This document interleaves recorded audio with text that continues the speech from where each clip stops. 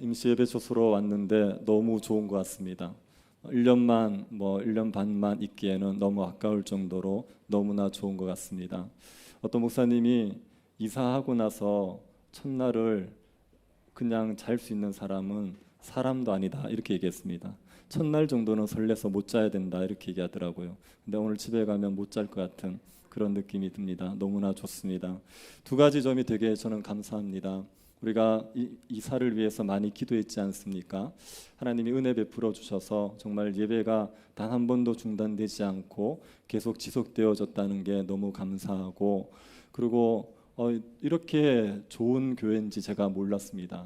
이렇게 저력이 있는 교회인지 몰랐습니다. 정말 어려웠던 이사 과정이었거든요.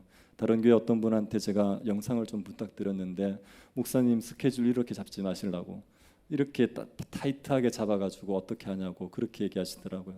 정말 이게 타이트했거든요. 근데 이걸 다 쳐내셔가지고 이렇게 예배를 드릴 수 있도록 만들어 주신 거 보니까 정말 근사한 교회다, 너무 좋은 교회다 이런 생각이 들었습니다.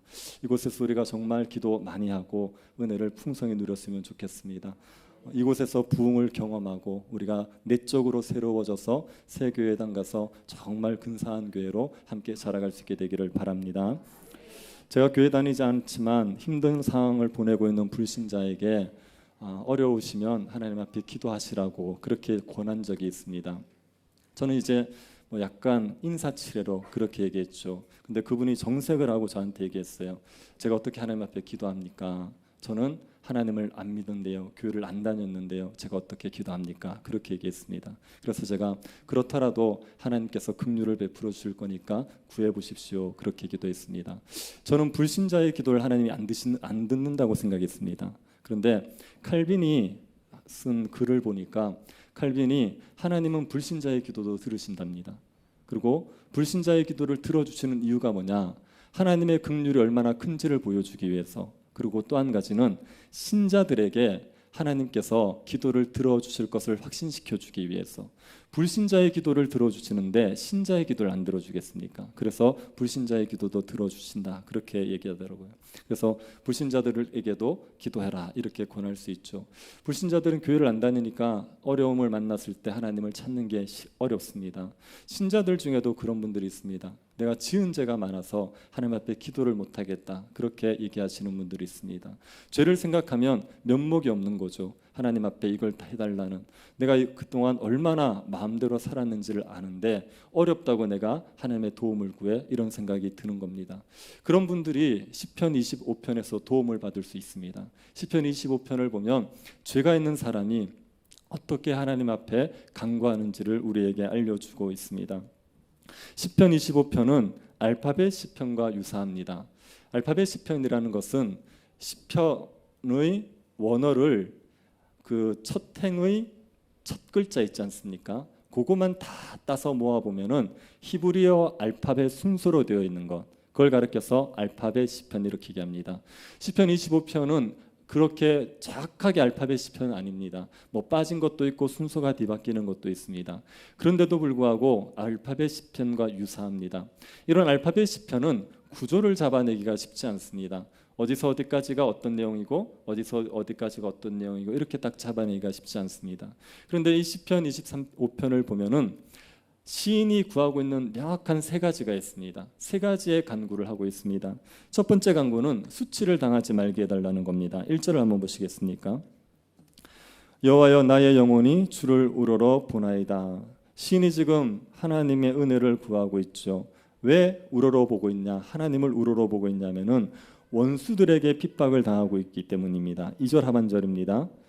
나의 원수들이 나를 이겨 개가를 부르지 못하게 하소서. 지금 시인은 원수들과 싸움을 하고 있습니다. 시인은 원수들이 자기를 이겨서 개가를 부르지 못하게 해달라는 겁니다. 개가는 승리한 자가 부르는 노래입니다. 우리가 지금 올림픽에서 보지요. 올림픽에서 경기에서 이기면 선수가 표효를 하면서 소리를 지르지 않습니까? 그게 개가입니다. 원수가 자기를 이겨서 개가를 부르지 못하게 하십시오 이렇게 간구하고 있습니다. 시인이 원수에게 치게 되면은 굉장한 수치를 당할 상황입니다. 2절 상반절을 보십시오. 나의 하나님이여 내가 주께 의지하여 싸우니 나를 부끄럽지 않게 하소서. 시인이 지금 하나님을 의지하고 있습니다. 자신을 부끄럽지 않게 해달라고 간구하고 있습니다. 시인이 원수와의 싸움에서 지게 되면 시인은 지금 수치를 당하고 부끄러움을 당하게 되는 겁니다. 우리나라도 그렇지만 이스라엘은 명예라는 게 굉장히 중요합니다. 이스라엘 사람들은 명예가 거의 생명처럼 중요합니다. 우리가 탕자의 비유 보지요. 탕자의 비유에 보면은 탕자가 돌아올 때 아버지가 뛰지 않습니까? 달려가서 맞이하죠. 그런데 유대 문화에서는 어른이 뛴다? 이건 굉장히 점잖지 않은 거예요. 그래서 자기의 명예를 다 내려놓고 달려가는 거, 이건 쉽지 않은 겁니다. 이스라엘에서는 굉장히 명예가 중요합니다. 이 명예라는 것은 그냥 좀 욕을 먹으면 훼손되는 정도 이렇게 되는 게 아니라, 만약에 명예를 잃어버리면 그 공동체 속에서 사회적인 지위를 잃어버립니다. 명예를 가지고 있어야지 사회적인 지위를 가지고 역할을 할 수가 있어요. 그런데 명예를 딱 잃어버리지 않습니까? 그러면 사회적인 지위를 잃어버리고 공동체에서 할 수 있는 일이 없어집니다.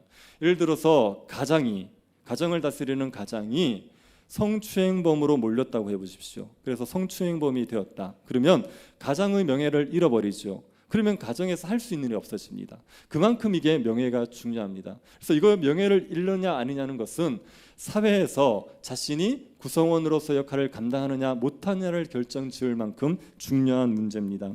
근데 지금 시인이 그 명예를 잃어버릴 수 있는, 수치를 당할 수 있는 상황이죠. 그래서 굉장히 고통스러워합니다. 16절 한번 보십시오. 주여 나는 외롭고 괴로우니 내게 돌이키사 나에게 은혜를 베푸소서. 시인이 지금 외롭고 괴롭습니다. 자신의 심정을 헤아려 주는 사람이 없고 그 누구에게도 위로를 받지 못하고 있습니다. 마음이 견딜 수 없이 고통스러운 겁니다. 수치를 당하게 될 상황 때문에 견딜 수 없이 고통스럽죠. 그래서 하늘을 우러러봅니다. 부끄러움을 당하지 않게 해달라고 기도합니다. 시인이 하나님 앞에 이렇게 간구하는 이유는 확신이 있기 때문입니다. 3절입니다. 주를 바라는 자들은 수치를 당하지 아니하려니와 까닭 없이 속이는 자들은 수치를 당하리이다. 주를 바라는 자들은 수치를 당하지 않습니다. 주를 바란다는 이야기는 주께만 소망을 두고 주의 뜻을 이루어 가기를 바라는 사람, 이런 사람들이 주를 바라는 사람입니다. 이런 사람들은 수치를 당하지 않습니다. 주를 바라는 자들은 원수가 결코 이길 수 없습니다. 주를 바라는 자들이 연약해 보일 수 있죠. 정말 힘이 없어 보일 수 있지만 주를 바라기만 하면 하나님 원수가 아무리 강해도 이길 수가 없습니다. 사울이 다윗을 죽이려고 오랫동안 쫓아다니지 않습니까? 외적으로 보면 누가 강합니까? 사울이 훨씬 강하죠. 다윗은 힘없는 도망자입니다. 사울은 왕입니다. 3천의 군대를 마음대로 움직일 수 있는 왕입니다. 근데 그 사울이 다윗 한 명을 못 잡는다고요. 아무리 애를 써도 다윗을 못 잡는다고요. 주를 우러러보는 자들은 수치를 당하지 않게 되어 있습니다. 반면에 까닭 없이 속이는 자들이 수치를 당합니다. 까닭 없이 속이는 자는 정당한 이유 없이 사람을 고발하는 사람들입니다. 다른 사람들의 명예를 훼손하기 위해서 사람들을 모함하고 깎아내리기에 쓰는 사람, 이런 사람들이 까닭 없이 고발하는 자입니다. 이런 자들은 수치를 당하게 됩니다.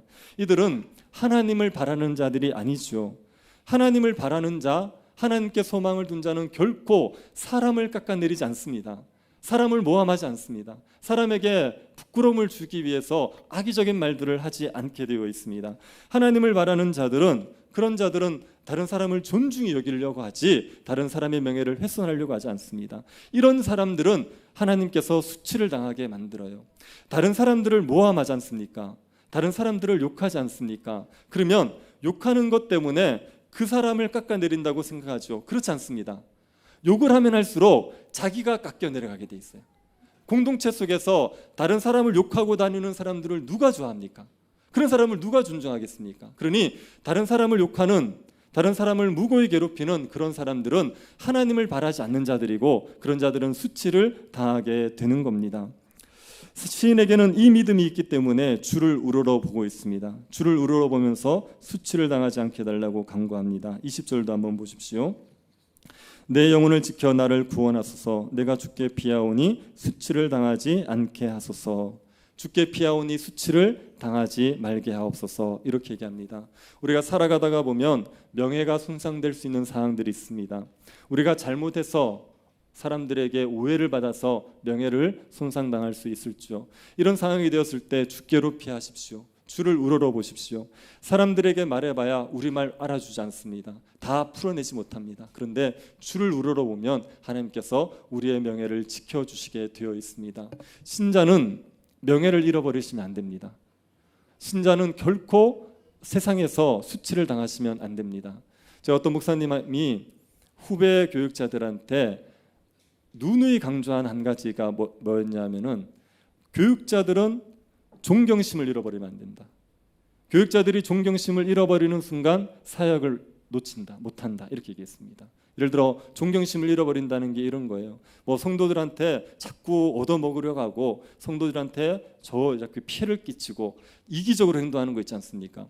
그렇게 교육자들이 존중을 딱 잃어버리게 되면 그러면 그 다음부터는 성도들을 영적으로 이끌어갈 수 없다는 거예요. 그래서 결코 존경심을 잃어버리지 마라 이렇게 얘기했습니다. 그런데 신자도 마찬가지예요. 신자가 세상에서 존경심을 잃어버리면 신자로서 살아갈 수 없습니다. 불신자들이 볼 때 신자가 우리랑 달라야 되지 않습니까? 신자는 불신자들이 건드릴 수 없는 뭔가 다른 거룩함이 있어야 돼요. 그래서 함부로 대할 수 없는 뭔가가 있어야 됩니다. 그런데 그걸 딱 잃어버리는 순간 세상에서 소금과 빛의 역할을 할 수 없어요. 짓밟혀 버리게 되는 겁니다. 그래서 우리는 수치를 당하면 안 됩니다. 우리의 죄 때문에 수치를 당할 상황이 되든지 오해를 받아서 수치를 당할 상황이 되든지 그때 하나님을 우러러 보십시오. 하나님을 우러러 보시면 하나님께서 우리의 명예를 지켜주시게 되어 있습니다. 그래서 결코 수치를 당하지 않게 해달라고 간구하시기를 바랍니다.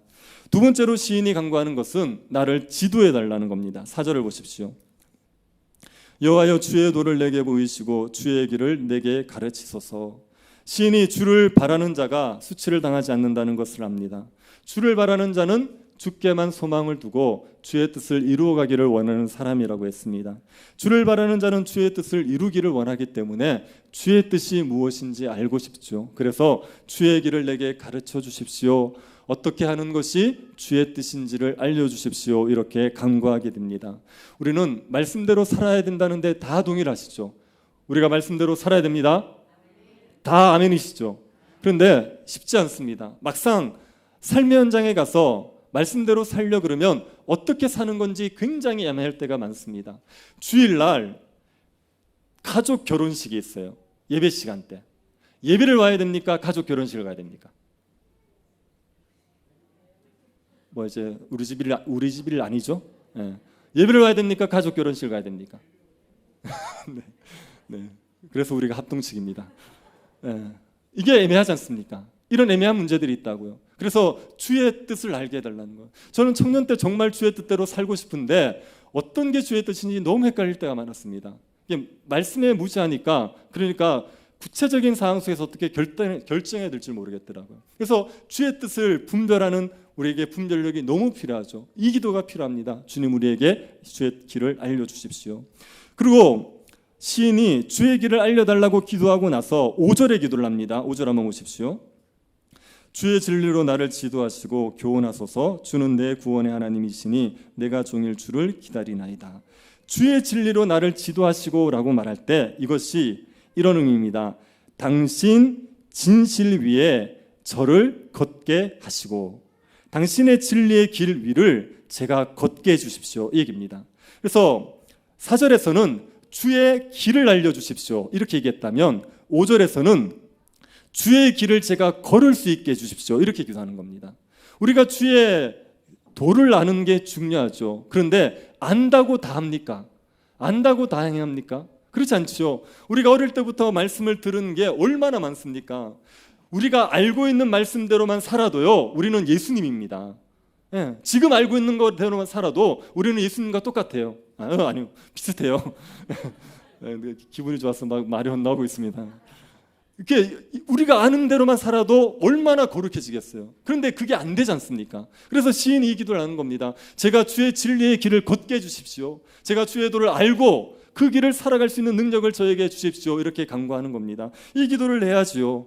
하나님께서 우리에게 능력 주셔야지 우리가 지혜의 진리를 따라 살아갈 수 있습니다. 말씀대로 사는 것은 결코 우리 힘으로 되지 않습니다. 말씀대로 산다는 것은 굉장한 영적인 일이에요. 이거는 성령의 능력이 아니면 결코 되지 않습니다. 그래서 하나님의 은혜를 구하셔야 돼요. 내 힘으로 말씀을 지킬 것하고 생각하는 순간부터 실패하게 되어 있습니다. 아니요, 우리는 하나님의 말씀에 작은 부분도 순종할 수 없는 연약한 자들이에요. 그러니 하나님을 의지하셔야 됩니다. 주의 진리의 길을 제가 걸어갈 수 있는 힘을 주십시오. 간구하셔야 됩니다.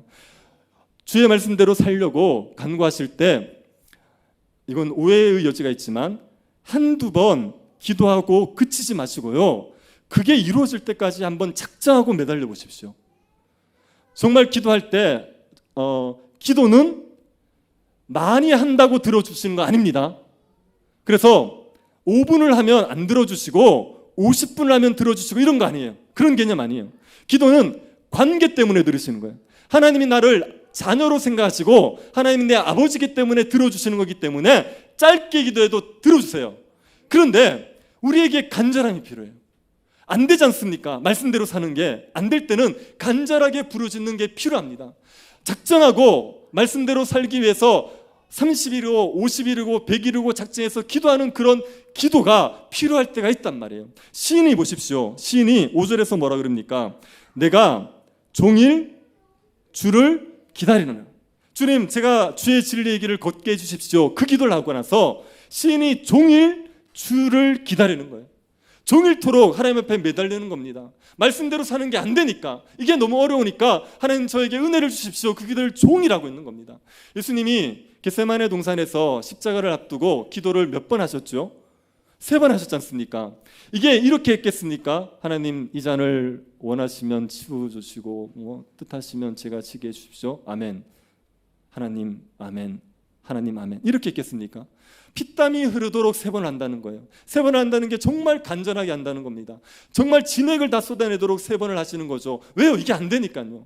하나님의 은혜가 아니면은 도저히 될 수 없으니까. 그러니 말씀대로 사는 게 안 될 때, 그때 한두 번 기도해보고 포기하지 마시고 이루어질 때까지 작정하고 기도해 보십시오. 한 가지 확신할 수 있는 것은 내 욕심대로 살게 해달라는 건 주님이 들어주신다는 보장이 없어요. 그런데 말씀대로 순종하게 해달라는데 그 기도를 안 들어주실 리는 없습니다. 그러니 하나님 앞에 기도하십시오. 하나님, 제가 이게 주의 뜻인지 알겠는데 못하겠습니다. 그런데 제가 종일 주를 기다립니다. 저에게 은혜를 내려주십시오. 그렇게 간구하시기 바랍니다. 시인이 그렇게 하나님 앞에 주의 길을 알려달라고 기도했습니다. 그리고 시인이 이렇게 기도할 때 어떤 확신이 있냐면 10절의 확신이 있어요. 10절 한번 보십시오. 여호와여, 모든 길은 그의 언약과 증거를 지키는 자에게 인자와 진리로다. 모든 길은 여호와께서 인도하시는 길이에요. 여러분이 지금 있는 삶의 자리 있지 않습니까? 그 자리는 하나님께서 여러분에게 인도하셔서 그 자리에 두신 겁니다. 여러분이 원했든 원치 않았던 지금 있는 삶의 자리는 하나님이 뜻하셔서 거기에 두신 거예요. 이걸 믿으십시오. 중요한 거는 우리가 있는 자리가 어디냐가 문제가 아니고요, 주의 인자와 주의 언약과 증거를 지키느냐 아니냐의 문제입니다. 주의 언약과 증거를 지키면 뭐가 있죠? 인자와 진리가 우리에게 있어요. 우리가 주의 언약, 주의 증거, 주의 말씀을 지키고 살면 주의 인자와 진리가 우리와 함께하게 되어 있어요. 우리의 삶의 자리가 어딘지 상관없습니다. 그래서 내가 아무리 어려운 삶의 자리에 있을지라도 그 자리에서도 인자와 진리를, 언약과 증거를 지키면, 그러면 주의 인자와 진리가 나와 함께하여서 하나님이 주시는 형통함을 누리게 되어 있어요. 요셉이 대표적인 경우 아닙니까? 요셉이 노예가 되었단 말이에요. 요셉이 감옥에 들어갔단 말입니다. 원했던 자리입니까? 조금도 생각하지 않았고 꿈도 꾸지 않았던 자리입니다. 그런데 그 자리에 갔는데 요셉이 거기에서도 언약과 증거를 지키는 거예요. 하나님 앞에 득죄하지 않기 위해서 애쓰는 겁니다. 그랬더니 하나님 요셉과 함께 하셔서 형통케 하셨잖아요. 죄수인데, 노예인데 형통케 하셔요. 죄수인데 형통케 하세요. 그래서 노예인데도 불구하고 가정 총무가 되고, 죄수인데도 불구하고 모든 죄수를 관리하는 죄수가 되어버리는 거예요. 그래서 우리의 삶의 자리가 어디냐의 문제가 아닙니다. 중요한 것은 그곳에서 언약과 증거를 지키냐의 문제예요. 그러면 그 자리가 아무리 가시방석 같은 곳일지라도 하나님의 인자와 진리가 있어서 우리에게는 천국 같은 곳으로 바뀌어질 수가 있습니다. 이걸 믿으시기를 바랍니다. 루즈벨트 목사님이라는 분이 계세요. 공산 정권하에서 공산주의자들과 싸우다가 감옥에 들어갔어요. 14년 동안 감옥에 있었습니다. 감옥에 있을 때 그 감방 중에 독방에도 갇힌 적이 있습니다. 그런데 그 감방에 있었던 일을 적은 글에 보면 그 독방에 있는데요, 삼위 하나님이 자신과 함께 있는 걸 경험하시는 거예요. 거기에서 매번 그렇겠습니까? 아니요, 정말 죽을 만큼 괴로울 때도 있죠. 그런데 어느 한순간은 감옥인데도 불구하고 삼위 하나님이 자신과 함께하는 걸 경험해서 감옥인 것을 잊어버리고 마치 교회에서 예배드리는 것처럼 하나님의 은혜를 풍성히 경험하는 그런 때들이 있단 말입니다. 우리가 어느 자리에 있든지 간에 언약과 증거를 지키면 하나님께서 인자와 진리로 우리와 함께 하셔서 우리를 형통하게 만들어 주십니다. 그러니 삶의 자리를 탓하지 마시고 언약과 증거를 지키면서 살아가십시오. 그 삶의 자세가 훨씬 더 중요한 겁니다. 시인이 그래서 하나님 앞에 주의 길을 가르쳐 달라고 두 번째로 간구했죠. 세 번째로 시인이 간구하는 것은 죄를 사해 달라는 겁니다. 시인이 말씀을 따라 살기를 간절히 소원합니다. 그래서 주의 도를 가르쳐 주십시오. 주의 도를 따라 살게 해주십시오. 그렇게 간구합니다. 그런데 시인이 항상 말씀에 순종했던 게 아니에요. 시인은 범죄한 적이 있습니다. 주님께서 그 죄를 용서해 달라고 말합니다. 7절 한번 보십시오. 여호와여, 내 젊은 시절의 죄와 허물을 기억하지 마시고 주의 인자하심을 따라 주께서 나를 기억하시되 주의 선하심으로 하옵소서. 내 젊은 시절의 허물, 젊은 시절의 허물이라는 것은요, 나이가 젊었다는 그 얘기가 아니고요, 신앙적으로 미숙하다는 얘기입니다. 내가 신앙적으로 미숙해서 하나님 앞에서 지은 죄, 그 죄를 주님 용서해 주십시오. 제 그 허물을 용서해 주십시오. 이렇게 얘기합니다. 지금 시인이 원수에게 괴롭힘을 당하고 있죠. 시인이 수치를 당할 상황이란 말입니다. 그런데 그게 자기의 죄와 무관한 게 아니라 자기의 죄 때문이에요. 시인의 죄 때문에 이 수치를 당할 상황이 되어버린 겁니다. 그래서 하나님, 저의 죄를 용서해 주십시오. 그리고 제가 이 죄사함을 받기를 원합니다. 간구했습니다. 시인이 이렇게 얘기했죠. 죄와 허물을 기억하지 마십시오. 이렇게 얘기했죠. 그런데 시인이 하나님 앞에 기억해 달라는 게 있습니다. 6절을 보십시오. 여호와여, 주의 긍휼하심과 인자하심이 영원부터 있었사오니 주여 이것들을 기억하옵소서. 하나님, 내 죄와 허물은 기억하지 말아 주십시오. 그런데 하나님, 이건 기억해 주십시오. 뭐를 기억해 달라 그럽니까? 긍휼하심과 인자하심. 하나님이 긍휼하심과 인자하심이 풍성하신 분입니다. 하나님이 그런 분인 거 기억해 주십시오. 무슨 얘기입니까? 하나님, 저에게 긍휼을 베풀어 주십시오. 저에게 인자를 베풀어 주십시오. 이 간구를 하고 있는 겁니다.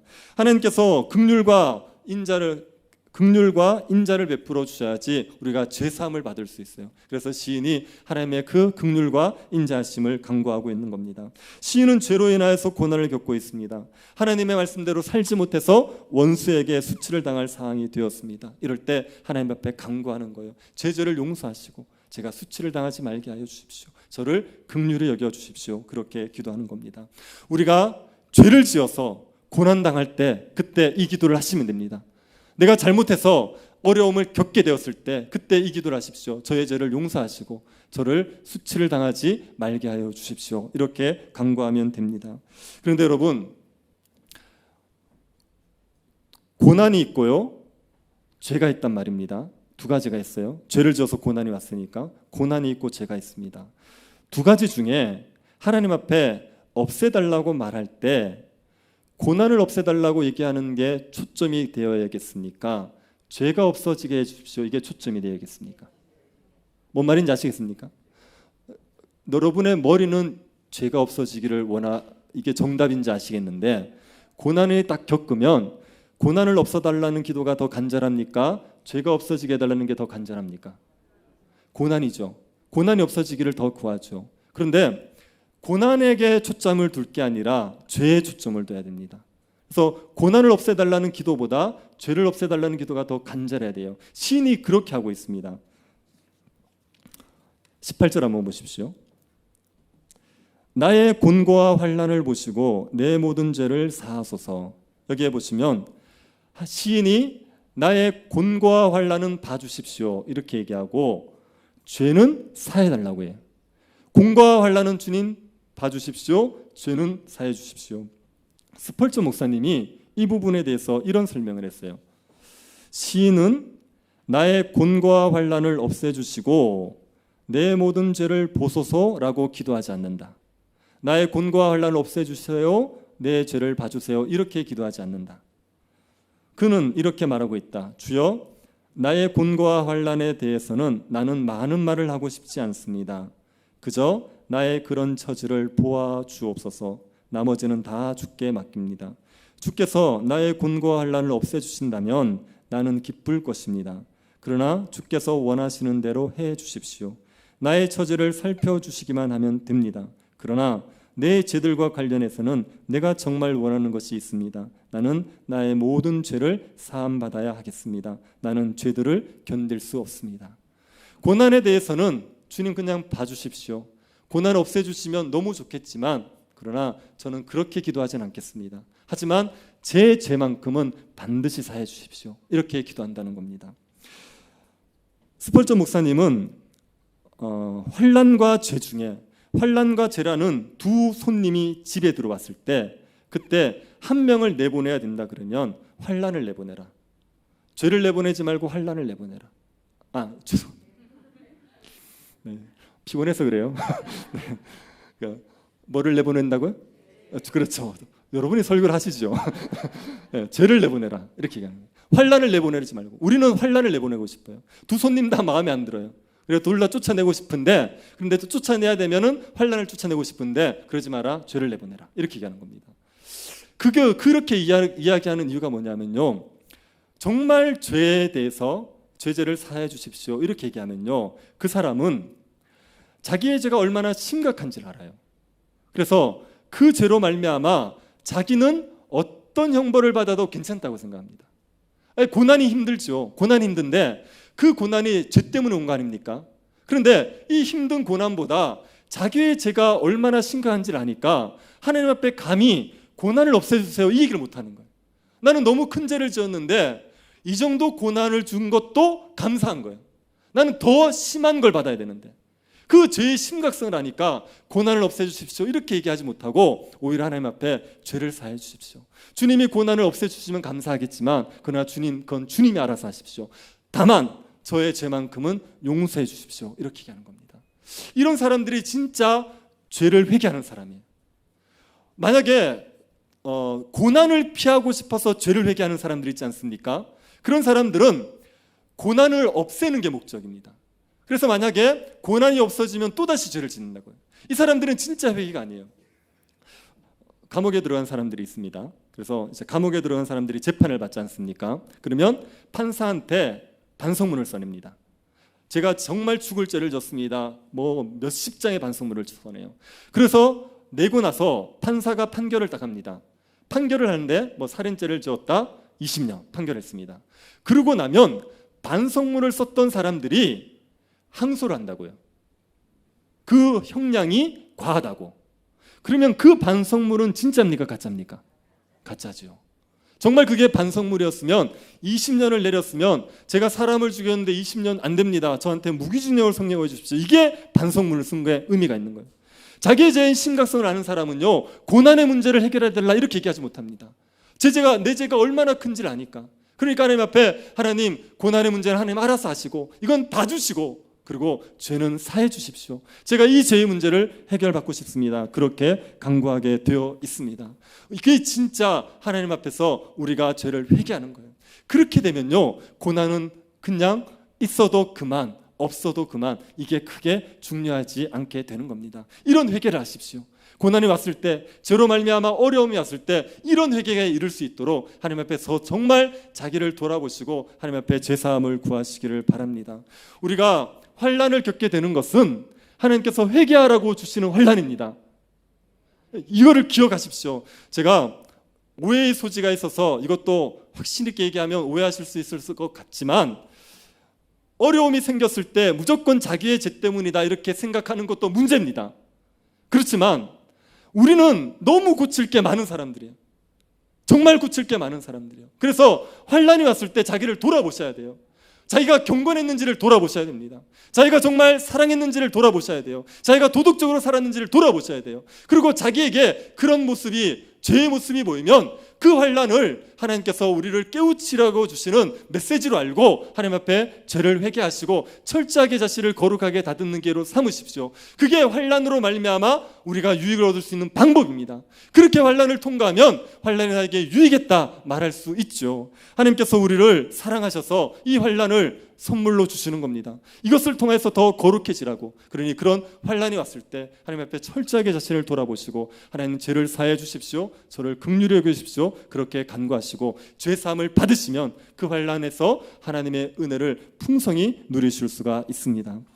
우리가 이 환난 가운데 이 세 가지의 기도를 합시다. 하나님 앞에 수치를 당하지 말게 하여 주십시오. 그렇게 간구합시다. 그리고 주의 길을 가르쳐 주십시오. 제가 주의 진리의 길을 걸어갈 수 있게 해주십시오. 그렇게 간구합시다. 그리고 죄를 사하여 달라고. 하나님, 제가 수치를 당할 만한 죄를 지었는데 젊은 적에 지었던 그 죄 하나님께서 다 용서하여 주시기를 그렇게 간구함으로 말미암아 환난 가운데서도 하나님의 건지심을 누리고 은혜를 누리는 주의 백성들 될 수 있기를 간절히 바랍니다. 자비하신 하나님, 우리에게 은혜 베풀어 주셔서 죄로 인한 환난 가운데서도 하나님을 찾을 수 있도록 저희들에게 믿음을 주시고 자녀됨의 신분을 허락하여 주신 것을 감사드립니다. 우리가 어떤 상황에서든지 하나님을 의지하게 하여 주십시오. 하나님을 우러러보게 하여 주십시오. 수치를 당하지 않게 해달라고 간구하고 주의 길을 알려주시기를 간구하고 우리의 죄를 사해 주시기를 간구함으로 하나님의 인자와 진리를 누릴 수 있는 주의 백성들이 되게 하여 주옵소서. 걸어가신 예수님 이름으로 기도드립니다. 아멘.